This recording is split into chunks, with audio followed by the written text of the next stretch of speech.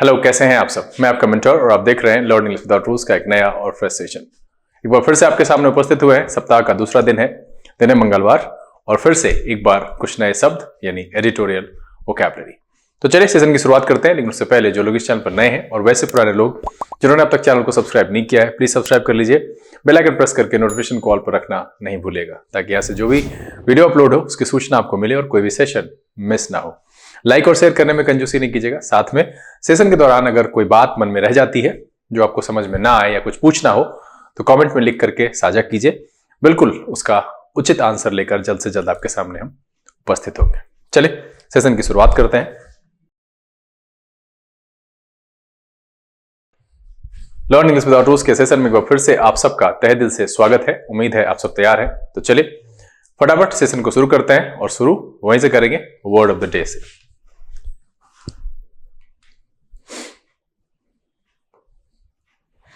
आज का जो वर्ड ऑफ द डे है वो है काउटाओ। जी हाँ, चूंकि ये चाइनीज ओरिजिन से कहीं ना कहीं रिलेट करता है, तो इसका जो उच्चारण है वो उसी तरीके से थोड़ा झुकाव है उधर। काउटाओ ये वर्ब और नाउन दोनों तरीके से इस्तेमाल होता है। इसका मतलब होता है to show someone in authority too much respect and be too willing to obey them और try to gain favour by cringing और फ्लैटरिंग। मतलब है किसी का जो है वो रिस्पेक्ट करना, ठीक है। और दूसरा ये मीनिंग है कि किसी से फेवर लेने के लिए जो है हम उसको फ्लैटरिंग करें और act in an excessively subservient manner, है ना। मतलब सबसर्विएंट मैनर में एक्ट करने को हम काउटाओ कहते हैं। दूसरा यहां पर क्या है कि अ फॉर्मर चाइनीज कस्टम है of touching the ground with the forehead as a sign of respect और सबमिशन। मतलब है वो चाइनीज एक जो है कस्टम हुआ करता था। फॉर्मर कह रहा है तो फॉर्मर ही होगा, मतलब घुटने पर झुक करके सर को जमीन में टच करके ना, ground with the forehead as a sign of respect and submission. मतलब है आज्ञा पालन करना और समर्पण करना। कहीं ना कहीं यहां पर चापलूसी करने का भी अर्थ इससे लिया जाता है। Try to gain favour by cringing और फ्लैटरिंग, या फिर act in an excessively subservient manner. मतलब बहुत झुक करके, बहुत दब्बू की तरह व्यवहार करने वाला जो यहां पर है। To show someone in authority too much respect and be too willing to obey them, too willing to obey them और try to gain favour by cringing और फ्लैटरिंग, या फिर act in an excessively subservient manner.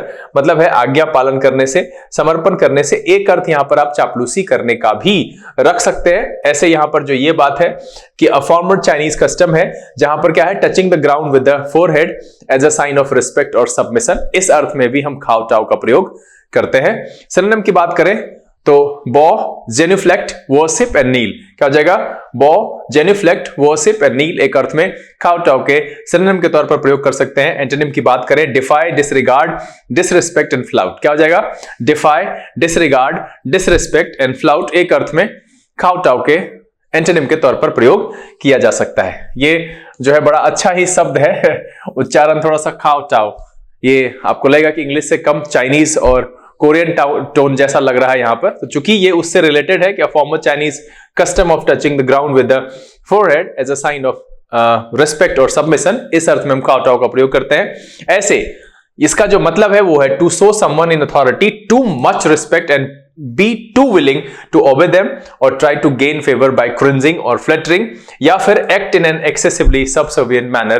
इस अर्थ में हम काउटाओ का प्रयोग करते हैं। मतलब है कहीं ना कहीं आज्ञा पालन करना, समर्पण करना, चापलूसी करना, फेवर गेन करने के चक्कर में जो है किसी से झुक करके बहुत दबे दबे होकर के जो है उससे बात करना या व्यवहार करना, उसके लिए हम काउटाओ का प्रयोग करते हैं। सिनोनिम की बात कहा तो बॉ, जेन्युफ्लेक्ट, वर्शिप एंड नील।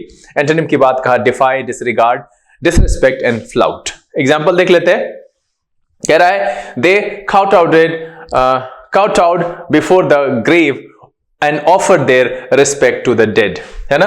क्या है? They kowtowed before the grave and offer their respect to the dead. आज का जो वर्ड ऑफ द डे है वो है काउटाओ। क्या है? आज्ञा पालन करना, समर्पण करना, कहीं ना कहीं चापलूसी करना, फेवर गेन करने के चक्कर में झुक करके और दब करके किसी की बात मानना या उसके हिसाब से व्यवहार करना। इस अर्थ में हम काउटाओ का प्रयोग करते हैं। चलिए सेशन का जो पहला वर्ड है वो है प्रे। ये बहुत ही कॉमन है, आप जानते होंगे इसका। शिकार, शिकार करना, इस अर्थ में इसका प्रयोग होता है, तो मैं उस अर्थ को लेकर के यहां पर नहीं आया हूं। ये नाउन और वर्ब दोनों तरीके से प्रयोग किया जा सकता है।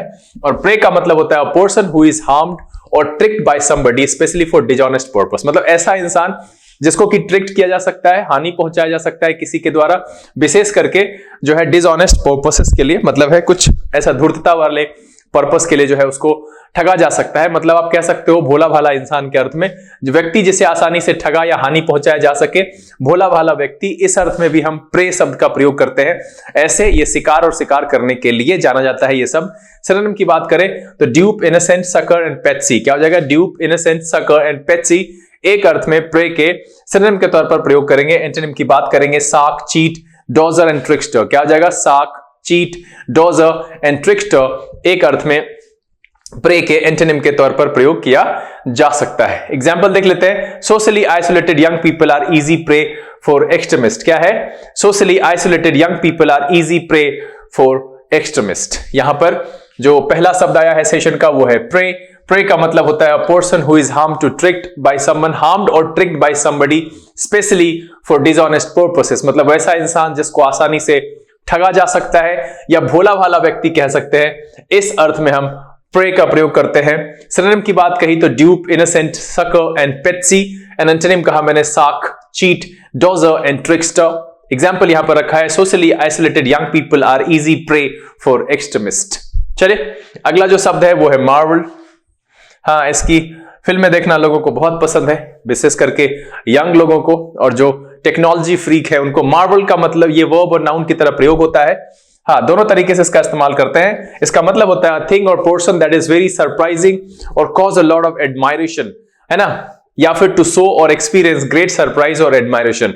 ये दोनों अर्थ में इस्तेमाल होता है। चमत्कार, आश्चर्य, आश्चर्यजनक व्यक्ति या आश्चर्यचकित होना, इस अर्थ में हम मार्वल का प्रयोग करते हैं। अ थिंग और person that is very surprising और cause a lot of admiration, या फिर टू शो और एक्सपीरियंस ग्रेट सरप्राइज और एडमायरेशन, इस अर्थ में हम मार्वल का प्रयोग करते हैं। सिनोनिम देख लेते हैं। वंडर, मिरेकल, प्रोडिजी, क्या है? वंडर, मिरेकल, प्रोडिजी एक अर्थ में मार्वल के सिनोनिम के तौर पर प्रयोग कर सकते हैं। एंटोनिम की बात करें एमेच्योर, इम्बेसिल एंड मोरोन, क्या हो जाएगा? एमेच्योर, इम्बेसिल एंड मोरोन एक अर्थ में मार्वल के एंटोनिम के तौर पर प्रयोग किया जा सकता है। इस पेज पर जो आने वाला दूसरा शब्द है वो है मार्वल, मतलब होता है थिंग और person that is very surprising और cause a lot of admiration or to show और एक्सपीरियंस ग्रेट सरप्राइज और एडमायरेशन, मतलब है चमत्कार, आश्चर्य, आश्चर्यजनक व्यक्ति या आश्चर्यचकित होना। इस अर्थ में हम मार्वल का प्रयोग करते हैं। चूंकि ये नाउन की तरह भी प्रयोग हो रहा है और वर्ब की तरह भी प्रयोग हो रहा है, तो दोनों अर्थ में इसको रखा जा सकता है। एग्जाम्पल देख लेते हैं। I marvel at her patience with the children, क्या है? I marvel at her patience with the children. यहां पर जो दूसरा शब्द है वो है मार्वल, मतलब होता है थिंग और person that is very surprising और cause a lot of admiration, या वर्ब की तरह देखें तो टू शो और एक्सपीरियंस ग्रेट सरप्राइज और एडमायरेशन। चलिए अगला जो शब्द है वो है वांटन। वांटन नाउन, वर्ब और एडजेक्टिव तीनों तरीके से प्रयोग किया जा सकता है। वांटन का मतलब होता है ये अगर bad, such as damage, cruelty और वेस्ट के लिए देखें, है ना, कह रहा है extreme and showing no care at all, मतलब ऐसा हो जो एक्सट्रीम हो और जिसको किसी चीज की कोई परवाह ना हो, उस अर्थ में हम वांटन का प्रयोग करते हैं। अगर हम किसी महिला के लिए इस्तेमाल करें तो वो है behaving or appearing in a very sexual way, मतलब है वैसी महिला जो व्यवहार करे किस तरीके से, तो बहुत सेक्सुअल वे में व्यवहार करे, उसको आप वांटन कह सकते हैं। आप एक तरह से कह सकते हैं निम्फोमेनियक कह सकते हैं, ठरकपन वाली बात कह सकते हैं यहां पर कि of a woman behaving or appearing in a very sexual way. अगर इस तरीके से देखें तो वांटन का प्रयोग, व्यभिचारी जिसको कहते हैं, उस अर्थ में हम वांटन का प्रयोग कर सकते हैं। या फिर स्पेंड वेस्टफुली, किसी चीज पैसे के खर्च करना बहुत बेतरतीब तरीके से, या फिर engage in amorous play, Amod Pramod में जो लगे होते हैं, उसके लिए भी जो है हम वांटन का प्रयोग करते हैं। कई सारे मीनिंग यहां पर है। निर्दयता पूर्वक व्यवहार करना, पहला जो सेंस है कि जिसको एक्सट्रीम हो और showing no care at all, इस अर्थ में हम इसका प्रयोग करते हैं। दूसरा क्या है? व्यभिचारिणी, ये जो behaving or appearing in a very sexual way, उस अर्थ में फिजूल खर्च होना, इस अर्थ में स्पेंड वेस्टफुली जो है, और आमोद प्रमोद करना, एंगेज इन एमोरस प्ले, इस अर्थ में हम वांटन का प्रयोग करते हैं। कई सारा मीनिंग है यहां पर, एक रखा, दो रखा, ध्यान रखिएगा, ठीक है, तीन रखा, 4 रखा, एक भी रह जाएगा दिमाग में तो ये मेरे लिए फायदे का ही सौदा है। यहां पर मुझे सक्षम था मेरे लिए, इसने मैंने चारों यहां पर डाल दिया है। सिनोनिम की बात करेंगे, ढका गया है, देख लेते एक मिनट। सिनोनिम की बात करेंगे तो cruel, brutal, vicious and savage. क्या हो जाएगा? Cruel, brutal, vicious and savage एक अर्थ में वेंटन के सिनोनिम के तौर पर प्रयोग करेंगे। एंटोनिम की बात करें, kind, benign, warm and human. क्या हो जाएगा? Kind, benign, warm and human एक अर्थ में वेंटन के एंटोनिम के तौर पर प्रयोग कर सकते हैं। इस पेज पर जो पहला शब्द है वो है वेंटन, मतलब होता है सच एज अ डैमेज कहें, क्रूएल्टी की बात कहें, किसी चीज को बर्बाद करने की बात कहें, तो जहां पर वो एक्सट्रीम हो और कोई केयर ना हो, किसी चीज की कोई परवाह ना हो, मतलब पूरी निर्दयतापूर्ण तरीके से, है ना, व्यवहार करना। दूसरा है अगर हम किसी वुमेन के लिए बात करें, महिला के लिए बात करें, behaving or appearing in a very sexual way इसमें। और खर्च की बात करें तो वेस्टफुली, जहां पर हम बर्बाद कर रहे हो, ठीक ढंग से खर्च ना हो रहा हो, स्पेंड वेस्टफुली, इस अर्थ में हम वेंटन का प्रयोग करते हैं। नेक्स्ट है engage in amorous play, Amod Pramod में जो लगे हुए हो, उस अर्थ में भी हम वेंटन का प्रयोग करते हैं। सिनोनिम है cruel, brutal, vicious and savage. Antonym कहा kind, benign, warm and human. चलिए एग्जांपल देख लेते हैं। कह रहा he displayed a wanton disregard for the facts. क्या है? He displayed a wanton disregard for the facts. चलिए अगला जो शब्द है वो है ओवर्टली। ओवर्टली एडवर्ब की तरह प्रयोग होगा और इसका मतलब है in a way that is done or shown publicly or in obvious way and not secret, मतलब है खुल्लम खुल्ला। ओवर्टली का मतलब क्या है? ये कोवर्टली का उल्टा होगा ओवर्टली।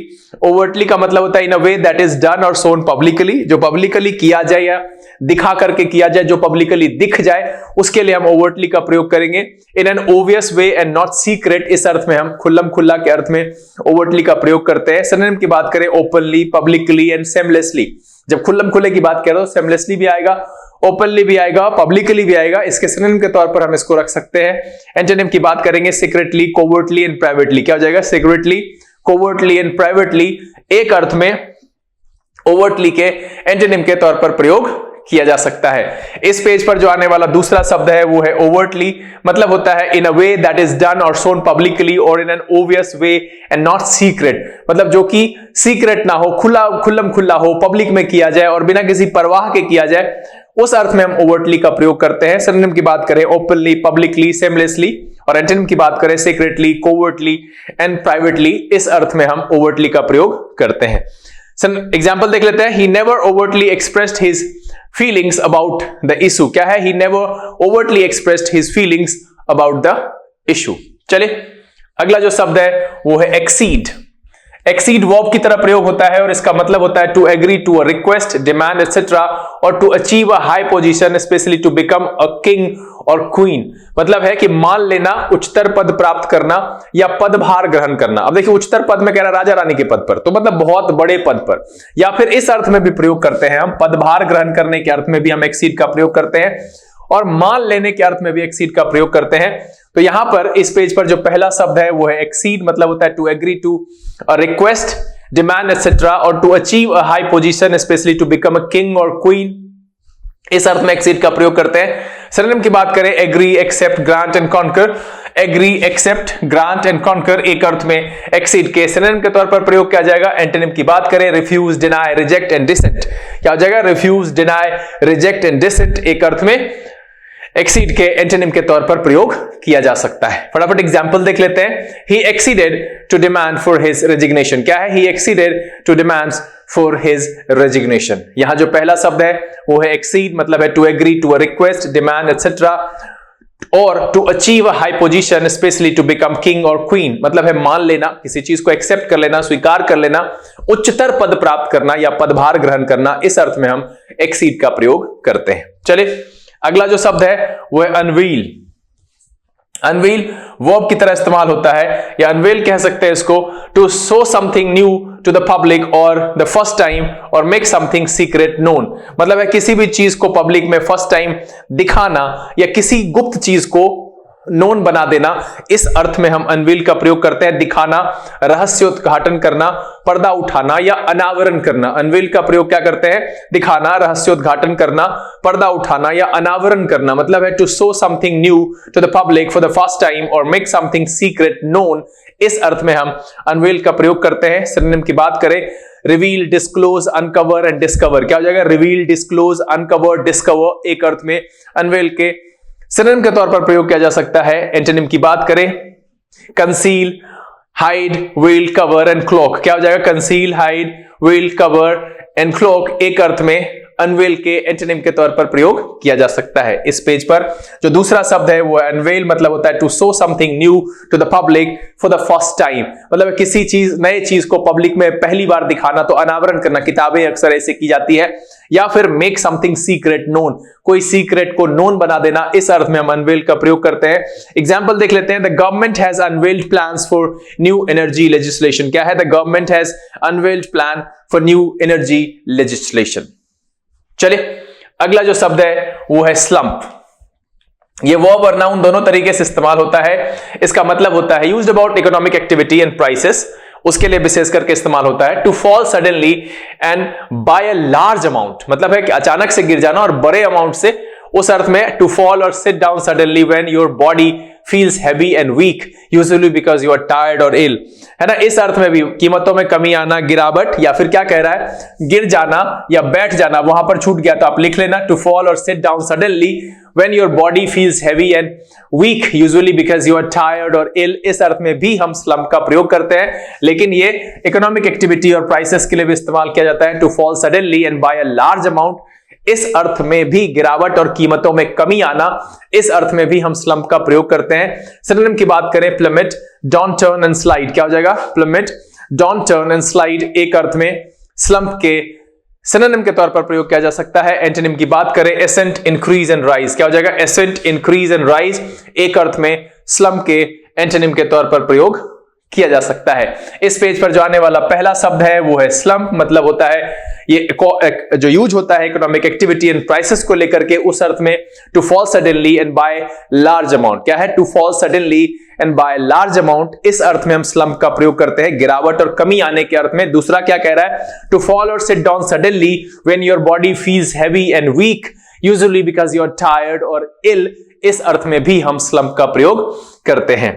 फटाफट एग्जांपल देख लेते हैं। The newspaper circulation has slumped by 30%। क्या है? The newspaper circulation has slumped by 30%। चलिए अगला जो शब्द है वो है वन ऑफ।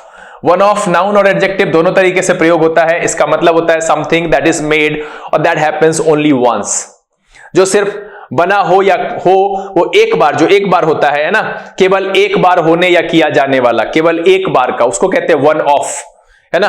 मतलब एक बार वन एंड देन ऑफ, याद रखिएगा, एक बार वन एंड देन ऑफ, इस अर्थ में हम प्रयोग करेंगे वन ऑफ का। समथिंग दैट इज मेड और दैट हैपेंस ओनली वंस। इसका सिनोनिम अगर देख लें, one time, one shot and single. और एंटोनिम कहें पीरियोडिक, फ्रीक्वेंट एंड रिकरेंट। क्या हो जाएगा? Periodic, frequent and recurrent. मैं आप सबसे चाहता हूं कि आप कमेंट में मुझे यह लिख करके बताइए कि रिकरेंट का क्या मतलब है। कमेंट में लिख करके बताइएगा, साथ में अपने साथियों को भी याद दिलाइए, जिनको जहन में है वो फटाक से कमेंट अभी सेशन के दौरान ही लिखिए, ठीक है।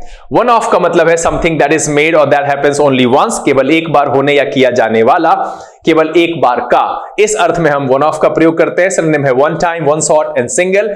एंटोनिम है periodic, frequent and recurrent. Example देख लेते हैं। It was just a one off, it won't happen again. क्या है? It was just a one off, it won't happen again. यहां पर जो दूसरा शब्द आया है वो है वन ऑफ, मतलब होता है समथिंग दैट इज मेड और दैट हैपेंस ओनली वंस, केवल एक बार होने या किया जाने वाला, या केवल एक बार का, इस अर्थ में हम वन ऑफ का प्रयोग करते हैं। चलिए अगला जो शब्द है वो है वेंजेंस। वेंजेंस नाउन की तरह प्रयोग होता है। इसका मतलब होता है the act of punishing or harming somebody in return for something bad he or she has done to you, your friends or family. मतलब है किसी को पनिश करना या उसको हानि पहुंचाना, अगर उसने, चाहे ही और सी हो, कुछ किया हो आपके खिलाफ, है ना, आपके दोस्त के खिलाफ या फैमिली के खिलाफ, उसके बदले में आप कुछ करते हो, इसका मतलब होता है प्रतिशोध या बदला। वेंजेंस का मतलब क्या होता है? प्रतिशोध या बदला। The act of punishing or harming somebody in return for something bad he or she has done to you, your family or friends, इस अर्थ में हम वेंजेंस का प्रयोग करते हैं। सिनोनिम की बात करें, रिवेंज, रिटेलिएशन एंड रिप्राइजल।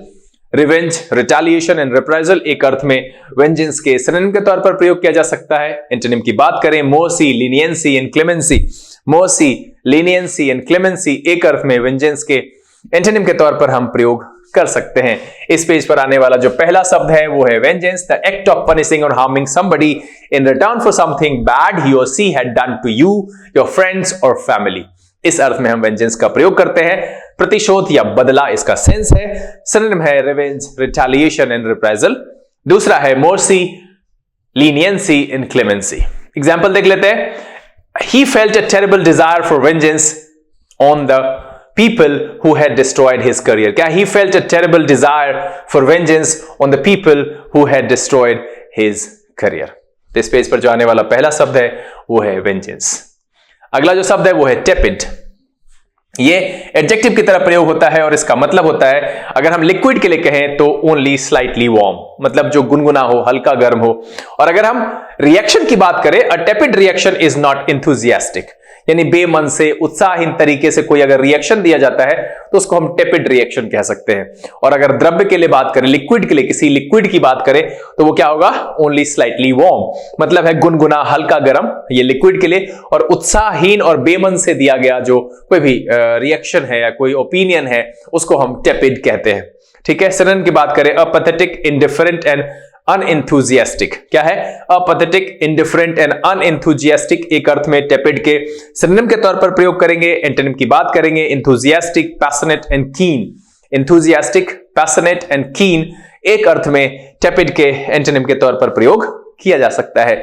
यहां पर जो दूसरा शब्द है ये है टेपिड, और आप चाहो तो इसको बहुत ही कॉमनली यूज कर सकते हो। ठंडे का महीना है, गुनगुना पानी की जरूरत होती है, गुनगुने गरम गरम चीजों की जरूरत होती है, तो आप वहां पर कर सकते हो। या फिर कोई भी व्यक्ति आपको किसी चीज का रिस्पॉन्स बहुत उत्साहहीन तरीके से देता है, बेमन से देता है, तो वहां पर कह सकते हो कि it was a tepid reaction, है ना।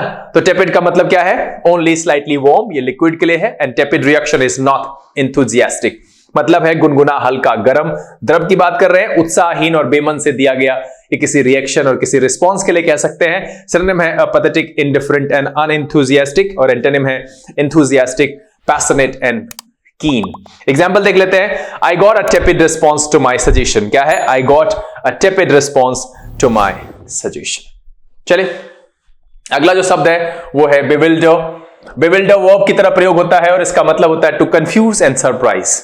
क्या है? टू कंफ्यूज एंड सरप्राइज, मतलब उलझन और अचरज में डालना, किंग कर्तव्य विमूढ़ होना या हैरान करना। इस अर्थ में हम bewilder शब्द का प्रयोग करते हैं। ये भी आप कॉमनली यूज कर सकते हो। कंफ्यूज एंड सरप्राइज बहुत कॉमन यूज कर लिया, अब इसको छोड़ दो, उसकी जगह पर bewilder यूज करो, तो आप आराम से अपनी इंग्लिश को बेहतर कर सकते हो, थोड़ा प्रभावी और इंप्रेसिव बना सकते हो। bewilder का मतलब है टू कंफ्यूज एंड सरप्राइज, उलझन और अचरज में डालना, किंग कर्तव्य विमूढ़ होना या हैरान करना। सिनोनिम की बात करें, baffle, confuse and perplex। क्या हो जाएगा? baffle, confuse and perplex एक अर्थ में bewilder के सिनोनिम के तौर पर इस्तेमाल कर सकते हैं। एंटोनिम की बात करें, assure, satisfy and enlighten। क्या हो जाएगा? assure, satisfy and enlighten एक अर्थ में bewilder के एंटोनिम के तौर पर प्रयोग किया जा सकता है। इस पेज पर जो आने वाला पहला शब्द है वो है bewilder, वर्ब की तरह प्रयोग होता है और इसका मतलब होता है टू कंफ्यूज एंड सरप्राइज, उलझन और अचरज में डालना, किंग कर्तव्य विमूढ़ होना या हैरान करना। इस अर्थ में हम bewilder का प्रयोग करते हैं। फटाफट एग्जांपल देख लेते हैं। I was completely bewildered by his sudden change of mood। क्या है? I was completely bewildered by his sudden change of mood, मतलब है कि हैरान हो गया सडन चेंज ऑफ मूड से। क्या है? I was completely bewildered by his sudden change of mood। चलिए, अगला जो शब्द है वो है ratify। ratify एक और चीज देखिए, जिस शब्द के अंत में fy लगा हुआ होता है वो मोस्ट प्रोबेबली वर्ब की तरह प्रयोग होता है। ठीक है, जैसे सिंप्लीफाई, ग्लोरीफाई, रेक्टिफाई, रेटिफाई। इसका मतलब होता है to make an agreement officially acceptable by voting और साइनिंग इट, मतलब है प्रमाणित करना या अनुसमर्थन करना। किसी भी एग्रीमेंट को ऑफिशियली एक्सेप्ट कर लें वोट के द्वारा या उसको साइन करके, तो उसके लिए हम कहते हैं रेटिफाई, नॉट रेक्टिफाई। याद करिएगा, अगर आपको पता है रेक्टिफाई का क्या मीनिंग होता है तो कमेंट में लिख करके मुझे बताइएगा जरूर। मुझे नहीं पता है, थोड़ी मदद कर दीजिए, है ना। चलिए, तो रेटिफाई का मतलब होता है to make an agreement officially acceptable by voting और फॉर और साइनिंग इट। इस अर्थ में हम रेटिफाई का प्रयोग करते हैं, मतलब है प्रमाणित करना, अनुसमर्थन करना। इस अर्थ में रेटिफाई का प्रयोग किया जाता है। सिनोनिम की बात करें, कंफर्म, अप्रूव एंड सैंक्शन। क्या हो जाएगा? कंफर्म, अप्रूव एंड सैंक्शन एक अर्थ में रेटिफाई के सिनोनिम के तौर पर इस्तेमाल कर सकते हैं। एंटोनिम की बात करें, रिजेक्ट, डिसअप्रूव एंड रिवोक। क्या हो जाएगा? रिजेक्ट, डिसअप्रूव एंड रिवोक एक अर्थ में रेटिफाई के एंटोनिम के तौर पर प्रयोग किया जा सकता है। फटाफट एग्जांपल देख लेते हैं। कह रहा है 4 countries have now ratified the agreement. क्या है? 4 countries have now ratified the agreement. यहां पर जो इस पेज पर दूसरा शब्द है वो है ratify, to make an agreement officially acceptable by voting for और साइनिंग इट, मतलब है प्रमाणित करना और अनुसमर्थन करना। इस अर्थ में हम रेटिफाई का प्रयोग करते हैं। सिनोनिम की बात करें confirm, approve and sanction. Antonym की बात करें reject, disapprove and revoke. Example क्या था? 4 countries have now ratified the agreement. चलिए अगला जो शब्द है वो है इनविगोरेट। इनविगोरेट वर्ब की तरह इस्तेमाल होता है और इसका मतलब होता है to make somebody feel healthy, fresh and full of energy. Healthy, feel fresh and full of energy मतलब है बलवर्धन करना, पुष्ट करना और स्फूर्ति से भर देना। इस अर्थ में हम इनविगोरेट का प्रयोग करते हैं। ये वर्ब की तरह प्रयोग होता है। सिनोनिम देख ले, एनर्जाइज, इनलाइवन एंड वाइटलाइज। क्या है? एनर्जाइज, इनलाइवन एंड वाइटलाइज एक अर्थ में इनविगोरेट के सिनोनिम के तौर पर इस्तेमाल करेंगे। एंटोनिम की बात करेंगे तो इनोवेट, वीकन एंड डिवाइटलाइज। क्या हो जाएगा? इनोवेट, वीकन एंड डिवाइटलाइज एक अर्थ में इनविगोरेट के एंटोनिम के तौर पर प्रयोग किया जा सकता है। इस पेज पर जो आने वाला पहला शब्द है वो है इनविगोरेट, मतलब होता है to make somebody feel healthy, fresh and full of energy, मतलब है बलवर्धन करना, पुष्ट करना और स्फूर्ति से भर देना। इस अर्थ में हम इनविगोरेट का प्रयोग करते हैं। एग्जाम्पल देख लेते हैं। I felt invigorated after my run, और ये मेरे साथ होता है। जिस दिन मैं नहीं दौड़ने जाता हूं ना, लगता है भाई सारा दिन बुझा बुझा सा है। तो यहां ये सही है कि I felt invigorated after my run. तो इस पेज पर जो पहला शब्द है वो इनविगोरेट, मतलब होता है to make somebody feel healthy, fresh and full of energy. चलिए अगला जो शब्द है वो है एप्टली। एप्टली एडवर्ब की तरह प्रयोग होता है और इसका मतलब होता है in an appropriate way and suitably, है ना, वाजिब तरीके से, समुचित ढंग से या कुशलता पूर्वक। इस अर्थ में हम एप्टली का प्रयोग करते हैं। सिनोनिम की बात करें करेक्टली, एप्रोप्रिएटली एंड प्रॉपरली। क्या हो जाएगा? Correctly, appropriately and properly aptly के सिनोनिम के तौर पर प्रयोग करेंगे। एंटोनिम की बात करेंगे इनकरेक्टली, इम्प्रॉपरली एंड इनएप्रोप्रिएटली। उसी का उल्टा लिख दिया, एंटोनिम के तौर पर प्रयोग कर सकते हैं एप्टली के। एप्टली इस पेज पर आने वाला दूसरा शब्द है। इन एन एप्रोप्रिएट वे और सुटेबली, मतलब है समुचित रूप से या कुशलता पूर्वक। इस अर्थ में हम एप्टली का प्रयोग करते हैं। सिनोनिम है करेक्टली, एप्रोप्रिएटली, प्रॉपरली। एंटोनिम है incorrectly, improperly and inappropriately. Example देख लेते हैं। The winner of the race was aptly named Suman Speedy. क्या है? The winner of the race was aptly name Suman Speedy. इस पेज पर जो दूसरा शब्द है वो है एप्टली, मतलब होता है इन एन एप्रोप्रिएट वे, और सुटेबली मतलब है समुचित रूप से या कुशलता पूर्वक। चलिए सेशन का आखिरी शब्द ये है सबसर्विएंट। सबसर्विएंट एडजेक्टिव की तरह इस्तेमाल होता है। इसका मतलब होता है too ready to obey other people or less important than something else, मतलब है अत्यधिक आज्ञाकारी, जी हजूरिया, है ना, अत्यधिक आज्ञाकारी, मतलब आवश्यकता से ज्यादा रेडी रहे दूसरे पीपल को, दूसरे लोगों की आज्ञा पालन करने के लिए, उसको हम सबसर्विएंट कहते हैं। या फिर कम महत्वपूर्ण का जो होता है less important than something else, less important के अर्थ में भी हम सबसर्विएंट का प्रयोग करते हैं। सिनोनिम की बात करें सबमिसिव, कंप्लायंट एंड डोसाइल। क्या हो जाएगा? सबमिसिव, कंप्लायंट एंड डोसाइल एक अर्थ में सबसर्विएंट के सिनोनिम के तौर पर इस्तेमाल करेंगे। एंटोनिम की बात करें डिफाइंड, डिसोबीडिएंट एंड रिबेलियस। क्या हो जाएगा? डिफाइंड, डिसोबीडिएंट एंड रिबेलियस एक अर्थ में सबसर्विएंट के एंटोनिम के तौर पर प्रयोग किया जा सकता है। तो इस सेशन का आखिरी इस पेज पर का पहला शब्द है सबसर्विएंट, एडजेक्टिव की तरह इस्तेमाल होता है too ready to obey other people or less important than something else, मतलब है अत्यधिक आज्ञाकारी, जी हजूरिया या कम महत्वपूर्ण। इस अर्थ में हम सबसर्विएंट का प्रयोग करते हैं। सिनोनिम है submissive, compliant and docile, defined, disobedient and rebellious एक अर्थ में सबसर्विएंट के एंटोनिम के तौर पर प्रयोग किया जा सकता है। एग्जाम्पल देख लेते हैं। The press was accused of being subservient to the government. क्या है? The press was accused of being subservient to the government. चलिए ये तो सेशन यहां पर समाप्त हो गया। एक बोनस है ईडियम, वो है ये 16वां होगा, यहां पर पहला रख लो, ठीक है। फॉल शॉर्ट, ये एक ईडियम की तरह प्रयोग होता है। इसका मतलब होता है to fail to reach an amount or standard that was expected or hoped for causing disappointment, मतलब है कि जो आप टारगेट किए हो, कोई स्टैंडर्ड हो, उसको पहुंचने में, उसको अचीव करने में आप फेल हो गए, जो आपके डिसअपॉइंटमेंट का कारण बने, उसके लिए हम यूज करते हैं फॉल शॉर्ट का। या फिर to not reach a desired amount or standard, मतलब है आप नहीं पहुंच पाए डिजायर्ड अमाउंट और स्टैंडर्ड तक, उस अर्थ में हम फॉल शॉर्ट का प्रयोग करते हैं। असफल होना, पूरा न कर पाना, इस अर्थ में इस इडियम का प्रयोग फॉल शॉर्ट का किया जाता है। सिनोनिम की बात करें, flop, fail, fall flat and miss fire. क्या हो जाएगा? Flop, fail, fall flat and miss fire एक अर्थ में फॉल शॉर्ट के सिनोनिम के तौर पर इस्तेमाल कर सकते हैं। एंटोनिम की बात करेंगे, सक्सीड, प्रिवेल एंड ऑब्टेन। क्या हो जाएगा? सक्सीड, प्रिवेल एंड ऑब्टेन एक अर्थ में फॉल शॉर्ट के एंटोनिम के तौर पर प्रयोग किया जा सकता है। तो यहां पर एक इडियम है, fall short, to fail to reach an amount or standard that was expected or hoped for causing disappointment. इस अर्थ में हम फॉल शॉर्ट का प्रयोग करते हैं। या फिर और to not reach a desired amount or standard, मतलब है असफल होना, पूरा न कर पाना, इस अर्थ में हम फॉल शॉर्ट का प्रयोग करते हैं। सिनोनिम मैंने कहा flop, fail, fall flat and misfire. Antonym है succeed, prevail and obtain. Example देख लेते हैं। The total vote fell short of the required 2/3 majority. क्या है? The total vote fell short of the required 2/3 majority.